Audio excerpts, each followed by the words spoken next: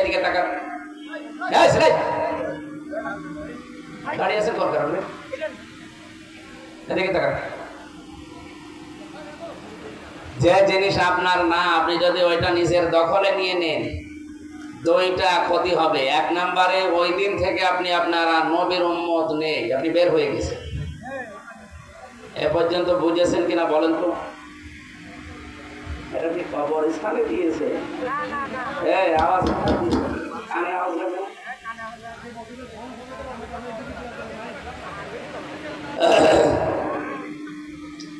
যে জিনিস আপনার নয় ওইটা যদি নিজের দায়িত্বে আপনি নিয়ে নেন, সে যেভাবেই হোক, জোর জবরদস্তি করে হোক, দখল করে হোক, সাদাবাজি করে হোক, ছিনতাই করে হোক, চুরি করে হোক, এটা যদি নিজের দখলে কেউ রাখে, যেই দিন দখলে নেবে ওই দিন থেকে সে আর নবীর উম্মত নেই। ফালাইসা মিন্না, বের হয়ে গেছে। এবার বাস্তবতায় বলেন, বাংলাদেশে বহু মানুষ আমরা দেখতে পাচ্ছি যে জিনিস যার না সে দখল করে নিচ্ছে, ওইটা তার নিজে। এত জোরে বলার দরকার নেই। অনেক মানুষ আবার দেখা যাচ্ছে এই চরিত্রের আছে, তারা আবার মন খারাপ করে না না এরকম চরিত্রের মানুষ রাজবাড়ি কুষ্টিয়ায় নেই, এখানেও আছে। সারা জমিন চাষ করছে বেশ ঠিক মতো, আইলের কাছে গেলে ওরও মাথা খারাপ হয়ে যায়, নাঙ্গলেরও মাথা খারাপ হয়ে যায়। আমার মনে হয় যত বরকত আল্লাহ সব আইলের কাছে দিয়েছে। আইল কাটতে কাটতে এমন চিকন বানিয়ে ফেলে, পলসিরা তো অত চিকন হয় না। ওকে আইল আছে না পলসিরা তো হয়ে গেছে। আপনি এত বরকতে আইলের কাছে গিয়ে কি সব আল্লাহ ঢেলে দিয়েছে, আর জায়গা নেই। অথচ এক বিগত পরিমাণে কেউ যদি জমি ঠেলে নেয় কারো, কিয়ামতের দিন এরকম জমিন আল্লাহ 7টা মাথার উপর দেবে। তখন আপনার কত জমিন লাগে আপনি টের পাবেন। এখানে আইল ঠেলা মানুষ যারা, এমনকি অনেকে এখানে বসে আছে যারা আইল ঠেলে এসেছে, আবার কালকে যে ঠেলবে। অবশ্য ঠিক, এলাকা তো সেরকম ভালো না। প্রথম বুঝলাম যে জিনিস যার না, ও যদি জোর করে নেয়, জোর জবরদস্তি করে নিজের দখলে নিয়ে রাখে, ওই দিন থেকে ওকে নবীর উম্মত আর আছে? বলেন। এই যে ইসরায়েল আজ যেটা জোর জবরদস্তি করে নিজের দখলে নিয়ে নিচ্ছে, ওটা কি ওদের বাপ দাদাদের? বলেন বলেন। ওটা তো ফিলিস্তিনের। 1940 সালে আমরা যে রোহিঙ্গাদেরকে থাকতে দিয়েছি না, এরকম ওরা থাকতে দিয়েছিল দয়া করে। আর শয়তানরা এখন তাদেরকে তাড়িয়ে নিজেরা দখল করে নিচ্ছে। ওরা তো আর নবীর উম্মত না। প্রথম এই পয়েন্টটা ওদের জন্য না। দ্বিতীয় পয়েন্টটা কি ছিল? ওয়ালিয়াতা বাব্বা মাকাদাহু মিনান নার, সে যেন নিজে জাহান্নামে টিকিট কেটে একটা জায়গা বরাদ্দ করে রাখলো। সুতরাং ইহুদিরা এই পৃথিবীর নিকৃষ্ট জাতি, এরা জাহান্নামে যাবে, আর কারো ফতোয়া লাগবে? যারাই দখলবাজ তারা জাহান্নামী। আজকে আমাদের পাশের এই দাদা বাবুরা, এই হিন্দুরা, উগ্রপন্থী হিন্দু যারা, সব হিন্দু খারাপ না। এই মোদি শয়তানের বন্ধু যারা, এই উগ্র সন্ত্রাসী জঙ্গি, ওয়াকফ আইন পাশ করার মাধ্যমে আমাদের বাপ দাদাদের দেওয়া মুসলিম ওয়াকফ করা হাজার হাজার বিঘা সম্পত্তি তারা আজ নিজেদের আয়ত্তে নিয়ে নিচ্ছে। সুতরাং এরা যে জাহান্নামে যাবে, কারো ফতোয়া লাগবে না। নবী ফতোয়া 1500 বছর আগে দিয়েছে। আর পৃথিবীর নিকৃষ্ট মানুষ এখন এই দুই জাতির ভেতরে, ইহুদি আর মুশরিক। এই কথা বললেন না? আর এরাই তামাম দুনিয়ায় দখলদারিত্বে ব্যস্ত। দেখেন সারা দুনিয়ায় এরা দখলদারিত্বে ব্যস্ত। আর এদের পথ অনুসরণ করে অনেক মুসলমানকে আমরা এখন দেখতে পাচ্ছি। বিশেষ করে আগস্টের 5 তারিখের পরে অনেকে অনেকের জিনিস দখল করে নিয়েছে। এই এলাকায় হয়তো এখনো শুরু হয়নি না, শুরু হয়েছে বলে আপনি মন খারাপ করবেন না, কারণ শুরু হলেও অসুবিধা নেই। যে জিনিস যার ছিল ওই জিনিস যদি সে হারিয়ে ফেলে, ওইটা যদি সে পুনরুদ্ধার করে, ওইটা যদি ফিরে পায়, তাহলে তার কোনো দোষ হবে না। এই 15.5 বছর যাদেরটা নিয়ে আপনারা হালাল করেছেন, এখন যদি তারা তার নিজের জিনিস ফেরত পায়, তার কোনো গুনাহ নেই। এরকম যারা করছেন তাদের অসুবিধা নেই। আপনাদের এখানে যে দায়িত্বে ছিলেন, কি হাকিম জানো না? যে হাকিম হোক আমি জানি ভাই, পুরাটা বললাম না তাই। এই হাকিম সাহেবের মাধ্যমে কত কিছু আল্লাহর বান্দার হারিয়েছে। উনি যেদিকে চোখ দিত, আর একজন এই যে সদরের যিনি ছিল মেরামত আলী, এই দুইজন যা দায়িত্ব পেয়েছে অনেক কিছু হালাল করেছে। সে মিথ্যা মামলা দিয়ে হোক, মিথ্যা সাক্ষী দিয়ে হোক, জোর জবরদস্তি করে দখল করে হোক, বিভিন্ন জিনিস তারা 15.5 বছরে বাবা শাহজালাল সব হালাল। এভাবে করে নাই, কথা বলা লাগবে, করে নাই। ওইগুলো তো আর তার বাবার না, এই মানুষগুলোর সম্পদ তারা দখল করেছে। এখন যদি তারা ওইগুলো ফেরত পায় বা ফেরত নেয়, তাদের কোনো গুনাহ নেই, জানে এইগুলো ফেরত নিয়ে নেবেন। কিন্তু জোর করে যারা নিরপরাধ মানুষ, এদেরটা আপনি নিজের দখলে নিয়ে নেবেন। আপনি নামাজ পড়তে পারেন, রোজা রাখতে পারেন, আপনি হজ করে আসতে পারেন, ফালাইসা মিন্না, ওই দিন থেকে আপনি নবীর উম্মত আর নেই। এরকম নবীর উম্মত থেকে বের হয়ে গেছে মানুষ নেই। কারা কারা আছেন হাত তোলেন তো।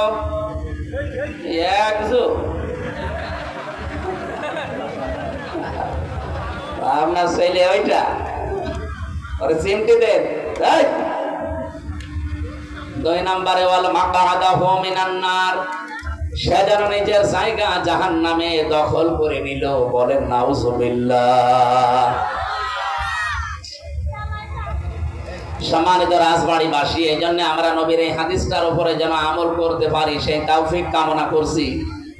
বিশ্বের এই উগ্রপন্থী হিন্দুরা, আমি আবার বলছি, এটা রেকর্ড হচ্ছে, সব হিন্দু না, উগ্রপন্থী যারা সন্ত্রাসী, যারা জঙ্গি, এতদিন তামাম দুনিয়ার মানুষকে বাংলাদেশ সম্পর্কে তথ্য দিয়েছে এদেশে নাকি জঙ্গি আছে। কিসের জঙ্গি?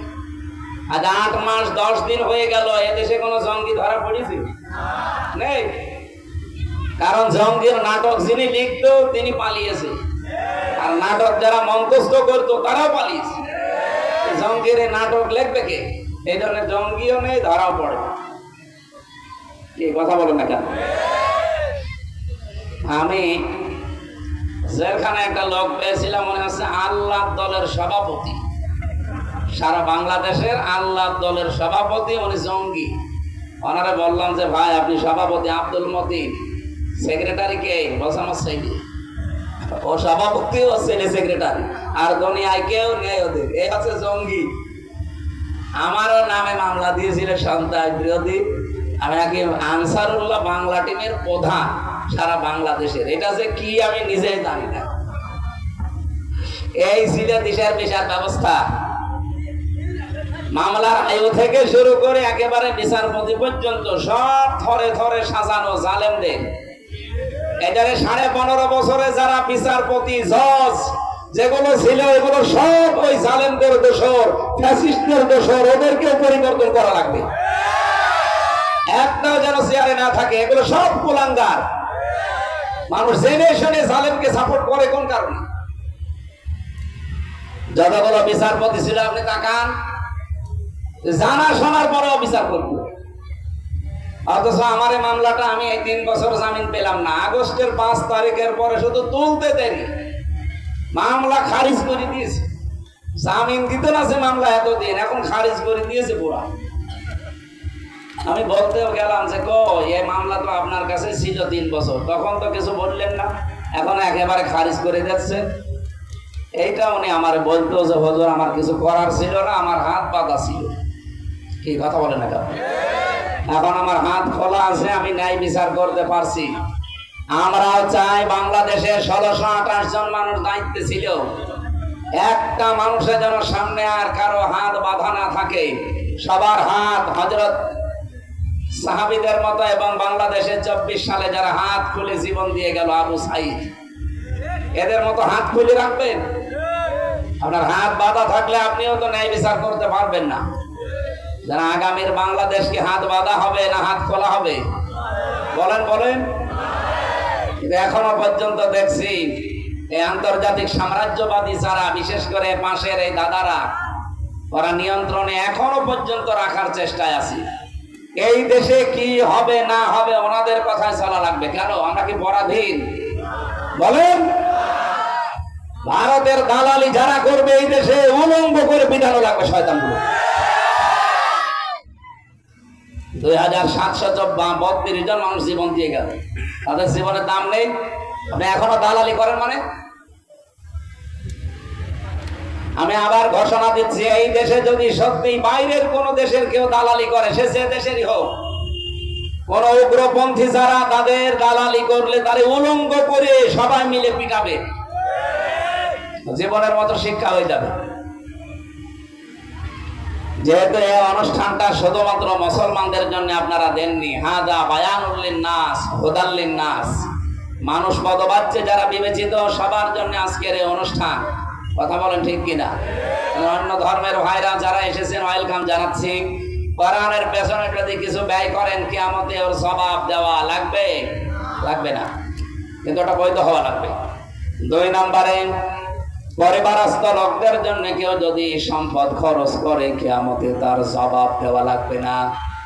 অনেক মানুষ দেখতে মনে হয় ভালো মানুষ, নামাজও পড়ে, রোজাও রাখে, জুব্বা গায়ে দিয়ে মনে আছে বুজুর্গ, কিন্তু পরিবারস্থ লোকদের জন্য খরচ করতেও চায় না, এমন কিপটার কিপটা। এলাকায় মনে হয় চরিত্রের মানুষ নেই। আরে ভাই, পরিবারস্থ লোকদের জন্য আপনি যদি খরচ করেন, আপনার স্ত্রীর জন্য, আপনার সন্তানের জন্য, মা বাবার জন্য, কিয়ামতের দিন ওই সম্পদের হিসাব আল্লাহ নেবেন না। তাই বলে আপনি অপচয় করতে পারবেন না, যতটুকু দরকার ততটুকু খরচ করা লাগবে।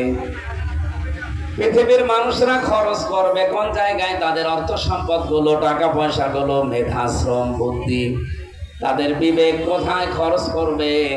1500 বছর আগে কাফেরেরা প্রশ্ন করতো, ইয়াসআলুনাকা মাযা ইউনফিকুন, হে নবী, ওরা যদি জিজ্ঞাসা করে আপনাকে যে খরচ করব কোথায়, আপনি বলেন, উলমা আনফাকতুম মিন খায়রিন ফালিল ওয়ালিদাইনি ওয়াল আকরাবিন, ইলা আখিরি আয়াত।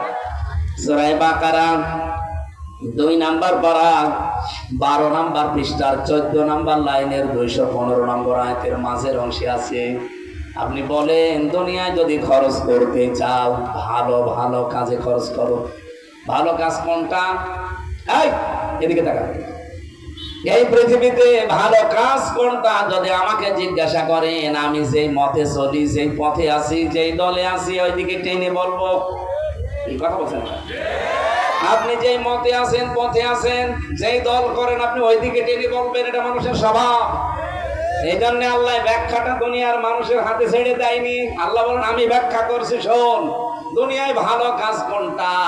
ফালিল ওয়ালিদাইনি, 1 নম্বরে কেউ যদি দুনিয়াতে মা বাবার জন্য ব্যয় করে, এটা সবচাইতে ভালো কাজ। আজ পৃথিবীতে মা বাবার জন্য অনেকে ব্যয় করতে রাজি না, আর রাজি না হওয়ার পেছনে যারা দায়ী, তার 1 নম্বরে তার বউটা। অনেক বড় কারণে সন্তানের ইচ্ছা থাকলেও মা বাবার পেছনে আমরা ব্যয় করতে পারি না। এরকম ছেলে মেয়ে নেই? এই যে কয়েকদিন আগে রাজশাহীতে ট্রেনের নিচে মাথা দিয়ে যে বাবাটা মারা গেল, এমনি মারা যায়নি। এই লোকটার বউ আজ 8 মাস আগে মারা গেছে। তার 4টা ছেলে মেয়ে, 2টা ছেলে 2টা মেয়ে। এতদিন যাই হোক খাবার দাবার দিয়েছে। 2 জন বেকার বর কারণে তারা এখন বলছে, না, এই বুড়োকে আর বাড়ি রাখা যাবে না। ঘরের জিনিসপত্র পর্যন্ত ওঠানে ফেলে দিয়ে বলেছে, বাড়ি থেকে চলে যান। মুরব্বী মানুষ করবে কি? সারাদিন স্টেশনে ছিল, আড়ানি স্টেশনে, খাওয়া দাওয়া নেই। জীবনের উপরে বিতৃষ্ণা এসে গেছে যে কি করলাম আমি। শেষ পর্যন্ত ট্রেনের নিচে মাথা দিয়ে মরে গেল। আমি এখানে একটা বিষয় লক্ষ্য করেছি, শুধু এই দোষ ওই 4 ছেলে মেয়ের না, এই লোকেরও দোষ আছে। আর 4 ছেলে মেয়ে তো অবশ্যই এখানে অপরাধী, দোষী, কিন্তু এই বাবারও দোষ আছে। মা বাবার দোষ কি? কারণ সন্তান হওয়ার পরে মার বাবার দায়িত্ব 11টা। কয়টা বলেন বলেন? এখানে যারা বাবা আছেন, মা আছেন, দেখেন তো আপনি একটাও পালন করেছেন কিনা? 1 নম্বরের সন্তান হলেই নবীজি বলেন তার প্রথম দায়িত্ব সে যেন একটা সুন্দর অর্থবোধক নাম রাখে। এখানে অনেক বাবা আছে, ছেলের নাম রেখে দিয়েছে ডেন্সার। মানে ভয়ঙ্কর। জেলে আমি পেয়েছিলাম ডেঞ্জার রাসু, নাম শুনলে আপনার ভয় লাগবে। সুইডেন আসলাম, নাম শুনলে বোঝা যাচ্ছে যে কিরকম হবে তারা। আপনি নাম রাখার জন্য একটা অর্থ পান না। আবার অনেকে কোরআন শরীফ হাদিস শরীফ পড়তে পড়তে গিয়েছে, একটা শব্দ দেখে মনে করে আনকমন লাগছে, রেখে দেয় ছেলের নাম মেয়ের নাম। সেদিন রাজবাড়ি শহরের ভেতরে একটা দোকানের নাম দেখলাম, ওখানে মাহিন স্টোর। মাহিন মানে? ওনারে জিজ্ঞাসা করলাম, ভাই কি এটা? আমার ছেলের নাম, খুব সুন্দর নাম, আমি কোরআনে পেয়েছি। মাহিন মানে কি জানেন? নিকৃষ্ট।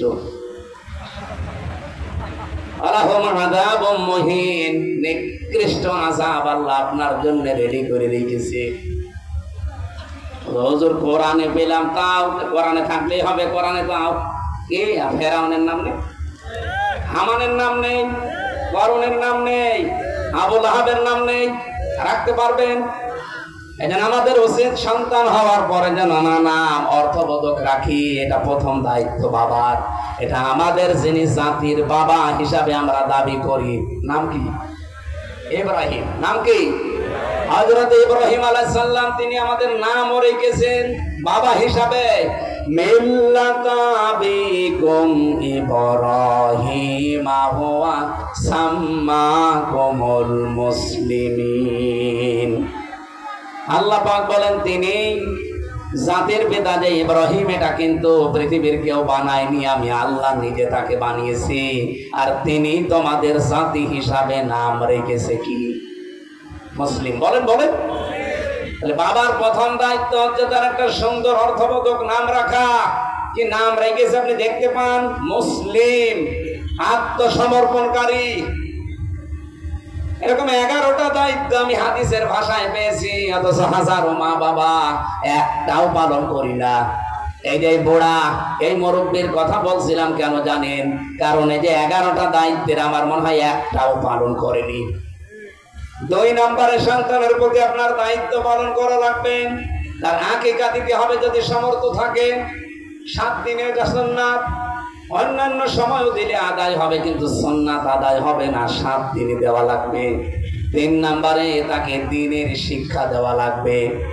যে লোকটা টেনে মাথা দিয়ে মারা গেল, যদি 4টা ছেলে মেয়েকে দ্বীনের শিক্ষা দিত, যে মাদ্রাসা বানিয়েছেন এরকম জায়গায়, সারা জীবন আপনাকে আমি এখানে পড়াতে বলছি না, এই সমসপুরে বা ডাক্তার রজব আলী মাদ্রাসায় সারা জীবন পড়াবেন না, অন্তত 2 থেকে 3 বছর একটু পড়ান।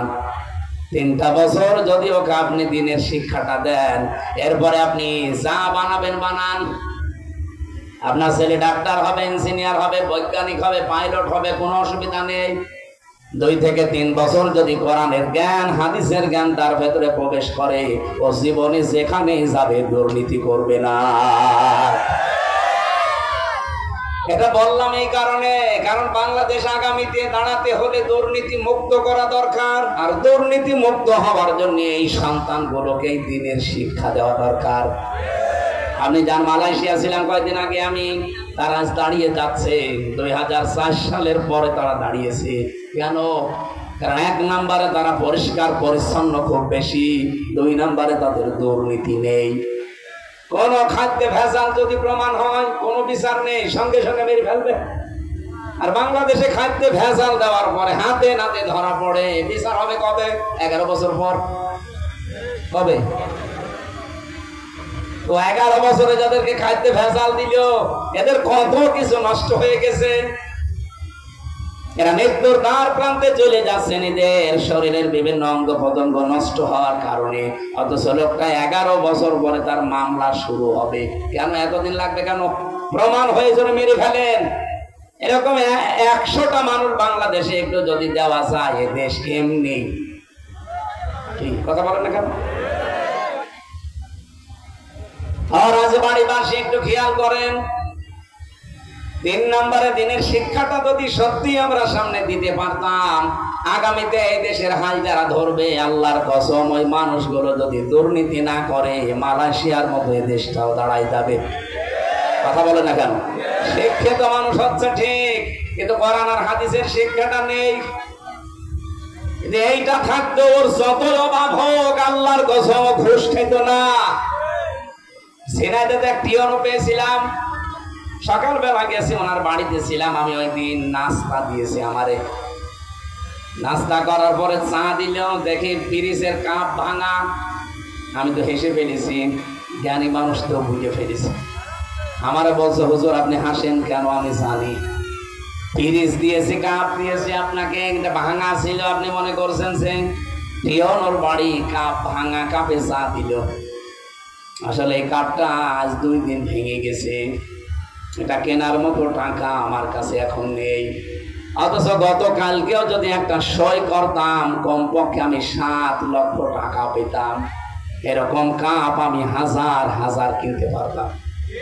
কথা বলে না কেন? আমি কাপটা কিনি নাই কেন জানেন? আমি ওই টাকাটাও কালকে নেই নাই। আমার ভেতরে এই ভয়টা ওই সেই ছোটবেলায় যখন কোরআন পড়েছিলাম, হাদিস পড়েছিলাম, ওই দিন থেকে বদ্ধমূল যে জীবনে না খেয়ে মারা যাবো, কোনোদিন আমি কোনো জায়গায় উঠলে ঘুষ খাবো না। আজ বাংলাদেশে মাত্র 1628 জন মানুষ যদি এরকম তৈরি হয়ে যেত, এই দেশটা মিনি জান্নাত হয়ে যেত। খালি চুরিটা বন্ধ হোক এই দেশ থেকে, শুধু চুরিটা বন্ধ হোক, এদের দাঁড়িয়ে যাবে ইনশাল্লাহ। আপনি 8.5 মাসের ব্যবধান দেখেছেন। যারা দায়িত্বে আছে ভালো না খারাপ আমি জানি না, কিন্তু কিছুটা কিছু হলেও চুরিটা হালকা বন্ধ হয়েছে। কোথায় ছিল মাথা পিছু আয়, এখন কোথায় নেমে এসেছে। আমরা বাস্তবতা বুঝতে চাই। আর এর সাথে যদি কোরআন আর হাদিস যোগ করতে পারতাম, আল্লাহর কসমে 8.5 মাসেই বাংলাদেশ সোনায় সোহাগা হয়ে যেত। এবার আমি ওই ছেলে মেয়ে 4 জনের কথা বলছি। এখন ওরা তো জানেই না যে বাবা কি জিনিস। যে 2 বউর সাথে ঝগড়া করার কারণে বাবা আত্মহত্যা করে মারা গেল, ওই ছেলে মেয়েরা যদি জানতো আল্লাহর পরে পৃথিবীতে বাবা মার স্থান কি, আল্লাহর পরে স্থান কার? বলেন বলেন। রাব্বুকা আল্লা তা'বুদু ইল্লা ইয়্যাহু ওয়া বিল ওয়ালিদাইনি ইহসানা। আল্লাহ বলেন আমি রায় দিয়ে দিলাম, ফয়সালা করলাম, সিদ্ধান্ত নিলাম এই যে আমি আল্লাহ ছাড়া কারো ইবাদত করা যাবে না, আর আমার পরে এই পৃথিবীতে মা বাবার সাথে ভালো ব্যবহার করা লাগবে। এখানে ভালো ব্যবহারের ভেতরে, ইহসানের ভেতরে কয়েকটা অর্থ আছে।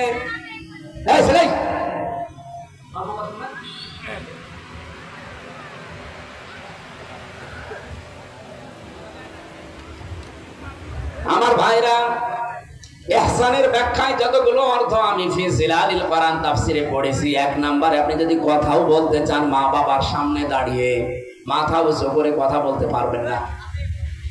আপনি কথা বলবেন মাথা নিচু করে, আদবের সাথে, সম্মানের সাথে।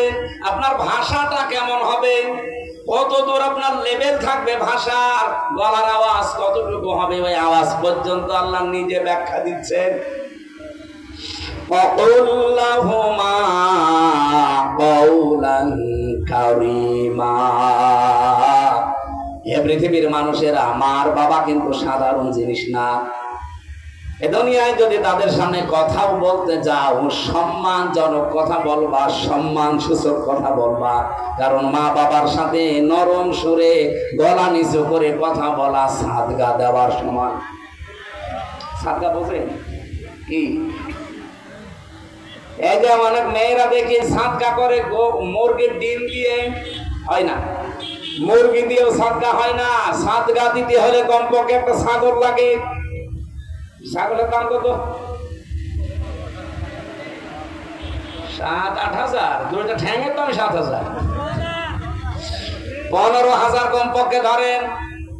15,000 টাকার ছাগল কিনে দান করলে যে সওয়াব পাবেন, মায়ের সাথে বাবার সাথে শুধু হাসি মুখে কথা বললে ওই সওয়াব পাওয়া যায়। এই 2টা সন্তান যদি সত্যি বুঝতো যে আল্লাহর পরে আমার মায়ের স্থান, বাবার স্থান, ও জীবনে কোনোদিন বউর কথা শুনে বাবার জিনিসপত্র সব উঠানে ফেলে দিত। দরকার এরকম বউ বাদ দিত। যেমন আমাদের জাতির পিতা ইব্রাহিম নবীর সন্তান বউ বাদ দিয়েছে। কথা বলছে না কেন? হযরত ইসমাইল নবী বউ বাদ দেয়নি কেন? বাবার সাথে বিয়াদবি করেছিল। এখানে একটা মাসলা বলি শোনেন, বাবা যদি সঙ্গত কারণে দিনের কোন বিষয়ের কারণে যদি বলে যে এই ছেলে এই বউ ভালো না, দিনের এই বিষয়গুলো মানে না, এরকম বউ রাখা যাবে না। বাবার কথা মতো বউ বাদ দেওয়া যায়, কিন্তু মায়ের কথা শুনে বউ বাদ দেওয়া যাবে না। প্রশ্ন আসতে পারে, বাবার চাইতে মায়ের মর্যাদা 3 গুণ, তারপরও বাবার কথায় বউ বাদ দেবো আর মায়ের কথায় দেওয়া যাবে না? মানে হ্যাঁ, কারণ মায়ের সাথে বউর যে সম্পর্ক, এটা জীবনেও মেয়ে আর মায়ের মতো হবে না। আপনাদের পরিবারে আছে? আছে, আন্দাজে আছে। যদি থাকে সেটা তো পরিবার না, সেটা একটা জান্নাত। আজ হাজারো পুরুষ আমরা কিন্তু সত্যি কথা বলছি কোরআন শরীফ সামনে নিয়ে, আল্লাহর কসম আমরা আজ মানসিক ভাবে বিপর্যস্ত রোগী হয়ে যাচ্ছি, শুধু বউ আর মার ভেতরে সম্পর্ক ভালো না থাকার কারণে। এরকম ছোট মনের বউ আছে কার কার? হাত তোলেন তো। এলাকা তো অনেক ভালো দেখছি, আলহামদুলিল্লাহ। এলাকায় বিয়ে করার দরকার নাকি? সম্মানিতা মা বোনেরা, আলহামদুলিল্লাহ আপনারা অনেক ভালো। একটা স্বামীও হাত তোলেনি, কি ভয়ে হাত তোলেনি নাকি সে আল্লাহ জানে।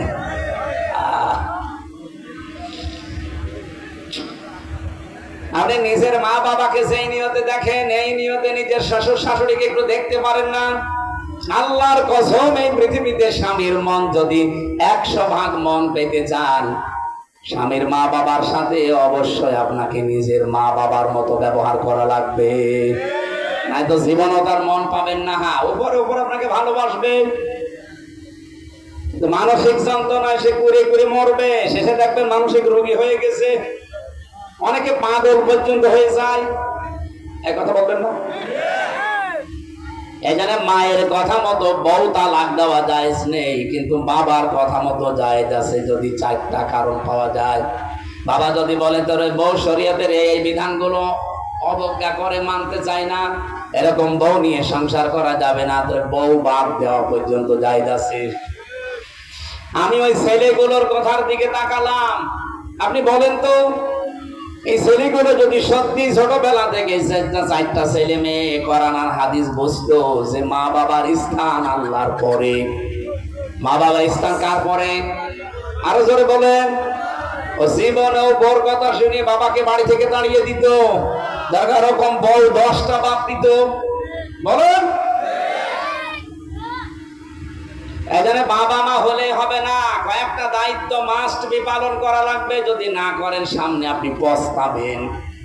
ওইরকম আপনারেও না জানি বৃদ্ধাশ্রমে থাকা লাগে কিনা, আবার টেনে মাথা দেওয়া লাগে কিনা। জীবনের উপরে কত বড় বিতৃষ্ণা এসে গেলে টেনে মাথা দিয়ে মরে যায় বলেন তো। আর আজ বাড়িবাসী, আমি যে কথা বলেছিলাম, পরিবারস্থ লোকদের জন্য খরচ যদি মানুষ করে এই পৃথিবীতে তার সাধ্য অনুযায়ী কিয়ামতে যেহেতু হিসাব দেওয়া লাগবে না আল্লাহর কাছে। আর দুনিয়াতে আপনি কার কার পেছনে খরচ করবেন তালিকা হামজা দেয়নি, কে দিয়েছে? প্রথম নাম্বারে মা বাবা পরিবারের, তাদের জন্য খরচ করলে ওটা সাদকা। কারো মায়ের জন্য যদি কেউ স্যান্ডেল কিনে দেয়, পান কিনে দেয়, মনে করবো না আমি আল্লাহর রাস্তায় দান করে আসলাম, বাড়ি যেয়ে সুবহানাল্লাহ বলবেন। এলাকার মানুষ দেয় না, তার প্রমাণ এটা। 2 নম্বরে পরিবারস্থ লোক, এই যে ফালিল ওয়ালিদাইনি ওয়াল আকরাবিন, নিকট আত্মীয় স্বজনকে আপনি খরচ করবেন। এই পৃথিবীতে সবচাইতে মানুষের নিকটবর্তী বলেন তো কে? স্ত্রী। সবচাইতে কাছে থাকে কে? এরপরে সন্তান। সিরিয়াল হিসাবে 7 জনের নাম পাবেন আপনি। আমি তো আয়াত বলেছি, বাড়িতে তাফসিরটা মিলিয়ে দেখবেন। প্রথমে মা বাবা, এরপরে স্ত্রী, এরপরে সন্তান, এরপরে নিজের চাচা, ফুফু, প্রতিবেশী, সিরিয়াল আকারে যাবেন। আল্লাহর এই ঘোষণাকে আপনি একটু বাংলাদেশের সাথে মিলান, বিশেষ করে রাজবাড়ী জেলা মিলবে, আর পাশের জেলা ফরিদপুর আরো বেশি মিলবে। আল্লাহ বলেন সিরিয়াল হিসাবে টাকা পয়সা যদি তোমার থাকে খরচ করবা মায়ের জন্য, বাবার জন্য, স্ত্রীর জন্য, সন্তানের জন্য, চাচার জন্য, ফুফুর জন্য, প্রতিবেশীর জন্য। এই যে 7টা নাম বললাম, এর ভেতরে কোন পীরের নাম আছে বলেন? বলেন বলেন। আপনারা সিরিয়াল তো 7টা বাদ একবারে চলে যান একেবারে আল্লাহর ওলির দরবারে। আমি ওলি বিরোধী না, পীর বিরোধী না, কিন্তু সিরিয়াল তো আপনি মানবেন। প্রথমে খরচ করলেই টাকা পয়সা থাকলে কার জন্যে? মায়ের জন্যে। মা না থাকলে বাবার জন্যে, এটাও না থাকলে স্ত্রীর জন্যে, এটা না থাকলে ছেলের জন্যে, এটা না থাকলে মেয়ের জন্যে, এটা না থাকলে ফুফুর জন্যে, এর না থাকলে চাচার জন্যে, এ না থাকলে প্রতিবেশীর জন্যে। এরপরে আপনি যাবেন ফরিদপুরে, কি কথা বললেন? তারপরে যাবেন বরিশাল, তারপরে চট্টগ্রাম, তারপরে সিলেট। সিরিয়াল হিসাবে যে 7 জনের নাম বলছে, 1 জনের ভেতরে সিলেট আছে, ফরিদপুর আছে, বরিশাল আছে। কোথায় চলে যাচ্ছেন? বুঝেছেন? কারা হাত তোলেন তো? আলহামদুলিল্লাহ, আমি জানি আপনি বুঝেছেন, কিন্তু আপনি মানবেন না। এর বড় আপনি দৌড়াবেন বাবার দরবারে। আমি বাবাকে দিতে নিষেধ করছি না, বাবার সিরিয়াল 8 নম্বরে। আপনি 1 থেকে 7 বাদ দিয়ে দিয়েছেন, চলে যাচ্ছেন 8 নম্বরে। হবে? বলেন। আপনি তো ধরা খাবেন। সুতরাং এই মুহূর্তে সিদ্ধান্ত নেন 8 নাম্বার পরে, আগে 7 নাম্বার পর্যন্ত ঠিক করি। এই যে তালিকা বলছি খরচের, এটাকে আমি নিজে বানালাম? এ ফরজ বানিয়েছে কে? সূরা বাকারা 2 নম্বর পারা 12 নম্বর পৃষ্ঠা 14 নম্বর লাইনের 215 নম্বর আয়াত, মাঝের অংশে এটা আছে, কুল মান ফাকুম মিন খায়রিন, ভালো কাজ কোনটা? ফালিল ওয়ালিদাইনি, মা বাবার জন্য খরচ করো। সাধ্য মতো। এই যে গরম চলছে, এখন মশা লাগে, একটা মশারি কিনে দিতে পারে না, আর চলে যাচ্ছে সেই কোথায়? গরুর গলায় দড়ি দিয়ে টানতে টানতে নিয়ে যাচ্ছে গরু। কোথায়? দরবারে। যেটা নিয়ে যাচ্ছে ওটা তো একটা গরু, আর যেটা দড়ি ধরে টানে ওটা আরেক গরু। এরকম গরু এলাকায় নেই? আমি আশা করছি আপনি কথা বুঝেছেন। এরপরও যদি কেউ না বোঝার ভান করে থাকেন, আমার কিছু করার নেই। এখন কোরআন শরীফ, বুখারী শরীফ আর হবে না। কি লাগবে? বুখারী শরীফ লাগবে। 3 নাম্বার জায়গা হচ্ছে, এদিকে তাকান, আমি বলেছিলাম 3 জায়গায় যদি সম্পদ আর সময় কেউ খরচ করেন, জবাব দেওয়া লাগবে না কিয়ামতে। 1 নম্বরে আমার কোরআনের পেছনে, 2 নম্বরে পরিবারস্থ লোকদের পেছনে, 3 নম্বরে জিহাদের ময়দানে। আল্লাহর জমিনে যারা আল্লাহর দ্বীন কায়েমের জন্য জিহাদ করে, প্রচেষ্টা করে, নিজে যদি যেতে পারেন ভালো, না যেতে পারলে যারা করছে তাদের পেছনে খরচ করা লাগবে। এই কথা বললেন না? এই জমিনে আজ 54 বছর চেষ্টা চলছে দ্বীন কায়েমের জন্য, কিন্তু কেউ পারছে না। ফাত্তাবিউস সিয়াদাল আযম, এই হাদিসটা মুসলিম শরীফের, এদিকে তাকান। ফাত্তাবিউস সিয়াদাল আযম, এই পৃথিবীর ময়দানে, এই এলাকাতে দ্বীন যার মাধ্যমে কায়েম করা অতি শীঘ্রই সম্ভাবনা বেশি। পৃথিবীর মানুষেরা তোমাদের আদেশ দিচ্ছে, নবীজি তাদেরকে তোমরা সাপোর্ট দাও। এই হাদিস আমি এখন বানালাম? বলেন। ফাত্তাবিউস সিয়াদাল আযম, এই পৃথিবীতে অনুসরণ করো তাদের যারা আল্লাহর জমিনে দ্বীন কায়েমে অগ্রণী ভূমিকায় আছে। বাংলাদেশে 73টা এখন দল বিভিন্ন নামে চলছে, ইসলামী অন ইসলামী মিলে 73টার উপরে দেশে দল আছে। বলেন তো, সেই দলের দ্বারা তাড়াতাড়ি ভবিষ্যতে দেশে ইসলাম কায়েমের সম্ভাবনা বেশি, এবং কায়েম হয়ে গেলে তারা সঠিকভাবে চালানোর যোগ্যতা রাখে। সে যারাই হোক, আপনি যদি বুঝে থাকেন তাদেরকে সাপোর্ট করা লাগবে। এরপরে যদি কেউ বুঝে শুনে কাজ না করেন, আপনি নবীর উম্মত থাকবেন না। আমি জানি এরপরও অনেকে এখনো না বোঝার ভান করে আছে। এই এদিকে আসেন, আসেন, কানের নিচে এমন জোরে 2টা দেবো না, সব বুঝে ফেলবেন। অবশ্য ঠিক, এদিকে আসেন, আসেন, কানের নিচে এমন জোরে দিচ্ছি আপনি সব বুঝে পারবেন। এত সহজ বাংলায় বলার বড় বড় বুঝোর আমি বুঝি না। ৭৩টা দল কাজ করছে এই দেশে, সবই ইসলামের পক্ষে, কিছু আছে ইসলামের বিপক্ষে, সেগুলো বাদ দিলাম। আপনি দেখতে পাচ্ছেন কাদের দ্বারা এদেশে ইসলাম কায়েম হওয়া অন্তত তাড়াতাড়ি সম্ভব, এবং ইসলাম কায়েম হলে কারা সর্বাত্মক ভাবে চালাতে সক্ষম। এই দেশে সবাইকে ইসলাম পেয়ে গেলে, রাষ্ট্র ক্ষমতা পেয়ে ইসলাম দিয়ে চালাতে পারবে এরকম সক্ষমতা আছে? নেই। কারণ এদেশে ডিসি হতে হলে, এসপি হতে হলে, টিএনও হতে হলে আপনাকে বিসিএস ক্যাডার হওয়া লাগবে। সেই যোগ্যতা আপনার আছে? পেটে বোম মারলে বিসিএস ক্যাডার কি আপনি জানেন? আমি এর নিচে আর নামতে পারলাম না। এরপরও যদি কেউ না বোঝার ভান করে থাকেন, আমার গাড়িতে চেন যাওয়ার সময় আস্তে আস্তে করে বলবো। দরুদ আর সালাম পাঠ করার মাধ্যমে আজকের তেলাওয়াত কিন্তু আয়াত ছিল সূরা হুজুরাত। আমার আলোচনার বিষয় হচ্ছে সন্দেহ। কি বললাম? এটা মারাত্মক জিনিস। এইটার কারণে আজ আমরা পিছিয়ে আছি। এই সন্দেহ আমাদের ভেতরে আজ বেশি। এটা পৃথিবীর 210 কোটি মুসলমান এখন। এই মুসলমানদের ভেতরে সন্দেহ এই জিনিসটা থাকার কারণে এই জন্য এই আয়াত পড়েছি। সূরা হুজুরাতের 15 নম্বর আয়াত। জবান খুলে কোরআনের এই সোনালী আয়াত একবার আগে পড়েন, তারপরে আমরা তাফসিরে যাই। আউযু বিল্লাহি মিনাশ শাইতানির রাজিম। বিসমিল্লাহির রহমানির রহিম। ইন্নামাল মুমিনুনা আল্লাযীনা আমানু বিল্লাহি ওয়া রাসূলিহি সুম্মা লাম ইয়ারতাবু। আমি তেলাওয়াত করার সময় এই শব্দটা 3 বার উচ্চারণ করেছি। আমার আলোচনার বিষয় এটা, এই জন্য এটা বলেছি 3 বার। সুম্মা লাম ইয়ারতাবু, তারা সন্দেহ করে না। কারা আল্লাহর কাছে, আল্লাহর দৃষ্টিতে আসলে মুমিন কারা আপনি জানেন? কয়েকদিন আগে যে ওয়াকফ আইন চলছে ভারতে, যেটা এইটা নিয়ে অনেক নামধারী মুসলমান না তারা, অথচ দাড়ি জোপা পাগড়ি আছে তাদের মাথায়। চেহারা দেখলে মনে হবে কোন বিশেষজ্ঞ, কোন আলেম, অথচ মোদির কাছে যে এই আইনের পক্ষে সাফাই গাচ্ছে, সাপোর্ট দিচ্ছে, সান্ত্বনা দেবে। এটা আমার কাছে দলিল পর্যন্ত আছে, ভিডিও। তারা বলছে কোনো অসুবিধা নেই, আপনার যা করেছেন সব সঠিক, অথচ চেহারা দেখলে মনে করবেন বিশাল আলেম, বিশাল মুসলমান, অথচ এরা শিয়া।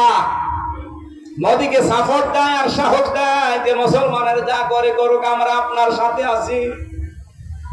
এই জন্য শিয়াদের ভেতরে যে 7টা গ্রুপ আছে, এক গ্রুপ যে কাফের, তারা এরা যারা মুশরিকদের, ইহুদিদের সাপোর্ট করে।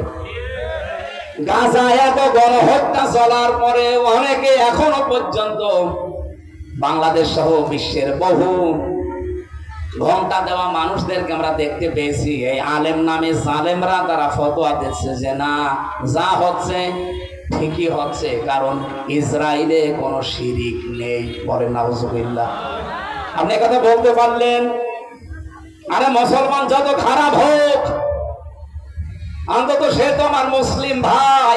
সেটা আপনি দেখতে পাচ্ছেন মারাত্মক জুলুমের শিকার হয়ে নিজের বাড়ি ঘর পর্যন্ত ছেড়ে পালাচ্ছে। আজ কাতারে কেউ অবস্থান নিয়েছে, কত কত জায়গায় তারা পালিয়ে পালিয়ে চলে যাচ্ছে। আর আপনি এখন ইহুদিদের, এই পৃথিবীর নিকৃষ্ট জাতির সাপোর্ট দিলেন। আপনার ঈমান আছে, আপনি যতই ঘন্টা দেন। আমি কি নাম ধরে বলবো? পৃথিবীতে কোন মানুষ যদি ইহুদি এবং মুশরিকদের সাপোর্ট করে, আমি যে আগেই বলেছিলাম না, তারে উলঙ্গ করে পিটাবেন। এগুলো মানুষ নামে কলঙ্ক, আলেম নামে জালেম। রব্বুল আলামিন জানিয়েছেন, আমি আল্লাহর দৃষ্টিতে মুমিন হওয়া লাগবে। নিজেরে মুমিন বললেই হবে না। ওমিনান নাসি মাইয়াকুলু আমান্না বিল্লাহি ওয়া বিল ইয়াউমিল আখিরি ওয়া মা হুম বিমুমিনিন। অনেক মানুষ দুনিয়ায় এমন আছে, তারা বলে আল্লাহ তোমাকে বিশ্বাস করি, কিয়ামতেও বিশ্বাস করি, আল্লাহ বলেন এরা মুমিন না। তাহলে মুমিন হওয়া এটা বাহ্যিক দৃষ্টিতে না, এটা ভেতরের বিষয়।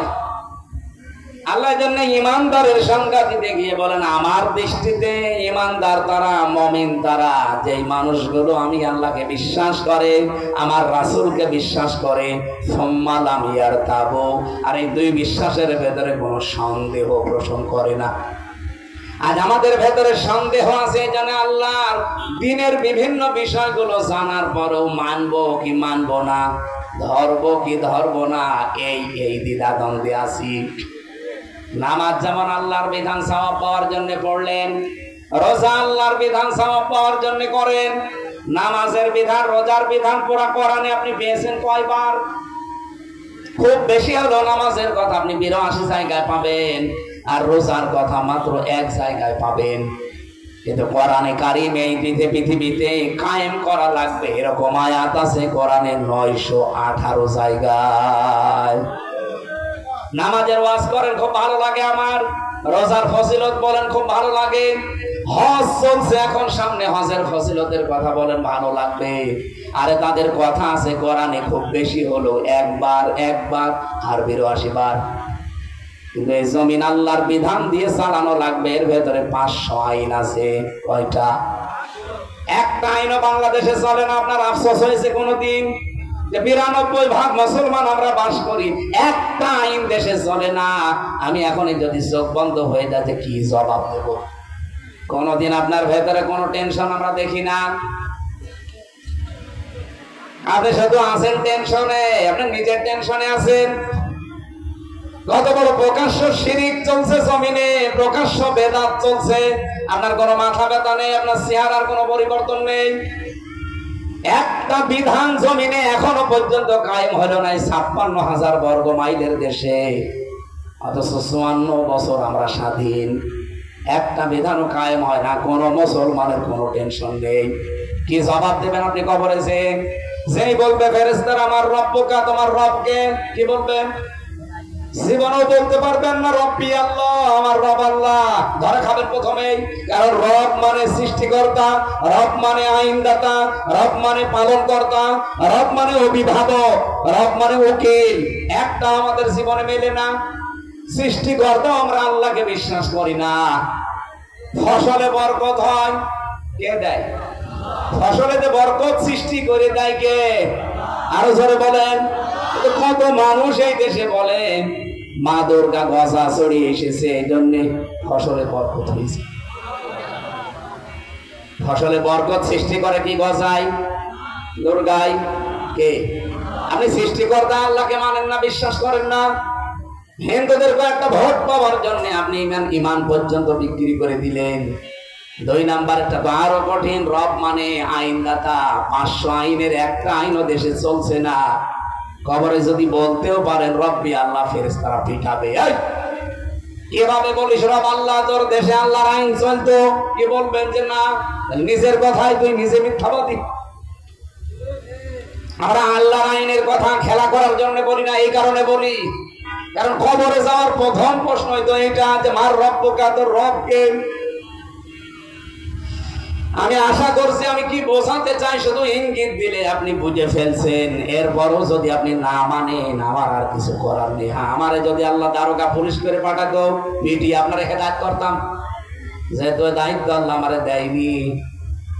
ওয়ালিল হাক্কু মির রাব্বিকুম ফামান শাআ ফালিয়ুমিন ওয়া মান শাআ ফালিয়াকফুর। নবী হক কথাগুলো তুলে ধরবেন, যার ইচ্ছা হয় সে মেনে নেবে, যার ইচ্ছা হয় সে কুফরি করবে। ইন্না আতাদনা লিয-যালিমিনা নার, জালেমদের জন্য আমি আল্লাহ আগুন প্রস্তুত করে রাখলাম। বলেন নাউজুবিল্লাহ। আল্লাহর এই বিধানগুলো না মেনে আমরা যেন জালেম হয়ে না যাই। আমি আবার বলছি, ফিরে আসেন আল্লাহর দ্বীনের দিকে, দিন কায়েমের দিকে ফিরে আসা লাগবে আমাদের। তোরা কোরআন পড়ে আমি এতটুকু অন্তত বুঝেছি, 2টা জায়গায় মত পার্থক্য করা জায়েজ নেই, হারাম। একটা হচ্ছে ওয়াতাসিমু বিহাবলিল্লাহি জামিয়া ওয়ালা তাফাররাকু। এই জায়গায় যখনই বলা হবে কোরআন আঁকড়িয়ে ধরেন, এখানে কোনো ফতোয়াবাজি চলবে না। 2 নম্বরে আছে সূরা শুরার 13 নম্বর আয়াতে ওয়াকিমুদ্দিন ওয়ালা তাতাফাররাকু ফি। দিন কায়েমের ব্যাপারে যখন বলা হয় সবাই এক হন, এখানে কোনো ফতোয়াবাজি করবেন না, তখন আপনারা সত্যি মত পার্থক্য করবেন না। কে বলছেন? অথচ বাংলাদেশে দেখি এই দুই জায়গায় ফতোয়াবাজি বেশি হয়। কোরআনের কাছে আসতে বললে যত রকমের ফতোয়া বের হয়, দিন কায়েমের কথা বললে যত রকমের ফতোয়াবাজি বের হয়। ওর আকীদা ঠিক নেই, এ নিয়ম না। আপনি নিয়ম একটা বানান, নিয়ম বানিয়ে হলেন ইসলামী আইন করে জমিনে বাস্তবায়নের চেষ্টা করেন, নয়তো যতই বুজুর্গ দাবি করেন জীবনে এই দেশে আপনি ইসলাম নিয়ে টিকে থাকতে পারবেন না। আজ দেখতে পাচ্ছেন ভারতে মসজিদ গুলো উগ্রপন্থী হিন্দুরা ভেঙে দিচ্ছে, সময়ের ব্যবধানে দেখবেন বাংলাদেশেও অবস্থান ওই হবে। এখানে সতর্ক হওয়ার সময় এখনই। দিন যদি জনে কায়েম হয়ে যায়, আল্লাহর কসম রাষ্ট্র যত ছোট হোক অসুবিধা নেই। আরে সিঙ্গাপুর বাংলাদেশের চাইতে আমার মনে হয় সিঙ্গাপুর 70টা সিঙ্গাপুর জোড়া দিলে যত বড় হবে বাংলাদেশ একাই অত বড়।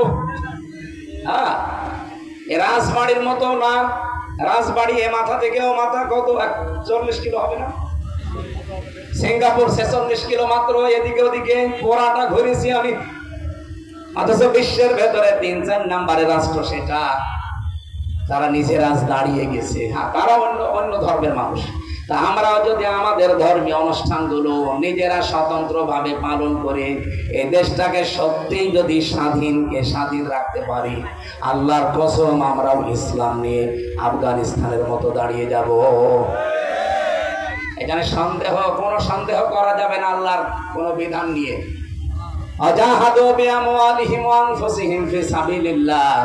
জান আর মাল নিয়ে তারা সর্বাত্মক ভাবে আল্লাহর জমিনে আল্লাহর দ্বীন কায়েমের জন্য চেষ্টা চালাবে। উলাইকা হুমুস সাদিকুন, আল্লাহ বলেন এরাই হচ্ছে আমি আল্লাহর দৃষ্টিতে সত্যবাদী। এখানে আমি 27টা পয়েন্ট পেয়েছি সত্যবাদী হওয়ার জন্য। এই 27টা বিষয় যদি দুনিয়াতে কারো জীবনে থাকে, কিয়ামতের দিন সত্যবাদী যিনি সর্বপ্রথম হযরতে আবু বকর সিদ্দিক। সিদ্দিক মানে কি বলেন? ওনার সাথে কিয়ামতে উঠতে পারবেন। কিয়ামতে প্রতিটি দরজা জান্নাতের হযরতে আবু বকরকে ডাকতে থাকবে, আসেন সিদ্দিকে আকবর আমার দিকে আসেন। আপনাকেও ডাকবে, যদি এই 27টা বিষয় আমরা আমল করতে পারি।